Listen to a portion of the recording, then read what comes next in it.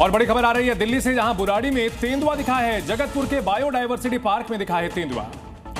करीब 1 महीने से तेंदुए की दहशत इस इलाके में है। तेंदुए को पकड़ने में वन विभाग नाकाम साबित हो रहा है। बायोडायवर्सिटी पार्क में तेंदुआ देखा गया है और 1 महीने से इस इलाके में लोगों को, किसानों को इसका डर सता रहा है। तो सोचिए, दिल्ली के बाहरी इलाके में तेंदुआ दिखा है और दिल्ली के बुराड़ी इलाके में तेंदुए के दिखने से दहशत का माहौल है।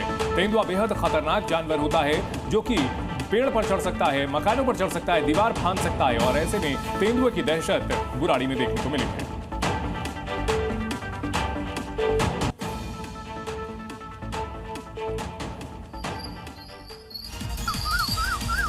और मॉर्निंग जी में आपको दिखाते हैं देश की 5 बड़ी खबरें। प्रधानमंत्री मोदी ने मंगलवार को खगोल विज्ञान और खगोल भौतिकी पर 18वें अंतर्राष्ट्रीय ओलंपियाड का औपचारिक उद्घाटन किया। इस दौरान पीएम मोदी ने 64 देशों के 300 से ज्यादा चमकते सितारों का स्वागत किया।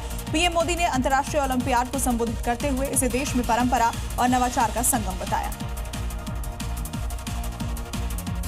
सिंगापुर के उप प्रधानमंत्री गान किम योंग भारत सिंगापुर के बीच बैठक के लिए दिल्ली पहुंच गए हैं, जहां वो आज मंत्री स्तरीय गोलमेज सम्मेलन में सिंगापुर का प्रतिनिधित्व करेंगे। दिल्ली में होने वाली इस अहम सम्मेलन से दोनों देशों के बीच द्विपक्षीय संबंधों को नया आयाम मिलेगा। बता दें कि इस वार्ता में सिंगापुर के 6 और भारत के 4 मंत्री हिस्सा लेंगे, जिसमें 10 समझौतों पर सहमति की संभावना है।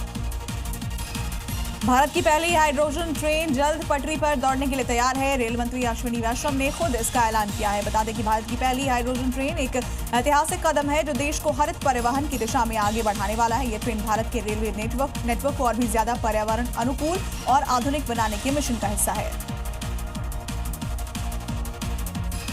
प्रधानमंत्री मोदी की अध्यक्षता में मंगलवार को केंद्रीय कैबिनेट की अहम बैठक हुई। इसमें कुल 18,541 करोड़ रुपए की परियोजनाओं को मंजूरी दी गई है। कैबिनेट बैठक में 4 नए सेमीकंडक्टर प्रोजेक्ट्स को भी मंजूरी दी गई। केंद्रीय मंत्री अश्विनी वैष्णव ने जानकारी देते हुए कहा कि 6 प्रोजेक्ट्स को पहले से ही मंजूरी मिल चुकी है और अब 4 नए प्रोजेक्ट को मंजूरी मिल गई है।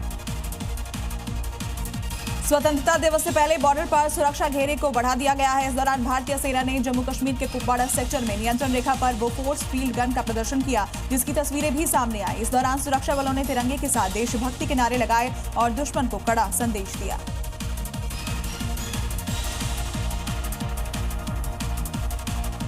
और रामपुर में बर्ड फ्लू पर बड़ी खबर आ रही है। मुर्गे और अंडों की बिक्री पर बैन लगा दिया गया है।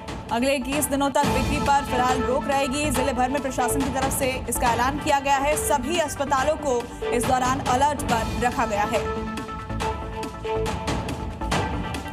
तो रामपुर में बढ़ते बर्ड फ्लू के खतरे के बीच प्रशासन ने जिले में मुर्गे और अंडे की बिक्री पर बैन लगा दिया है।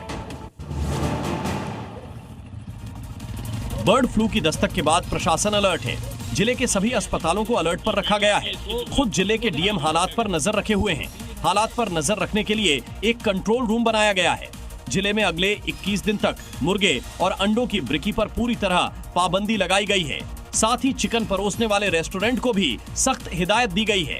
जिस इलाके में बर्ड फ्लू के लक्षण मिले हैं, वहां बाहरी एंट्री को पूरी तरह बंद कर दिया गया है।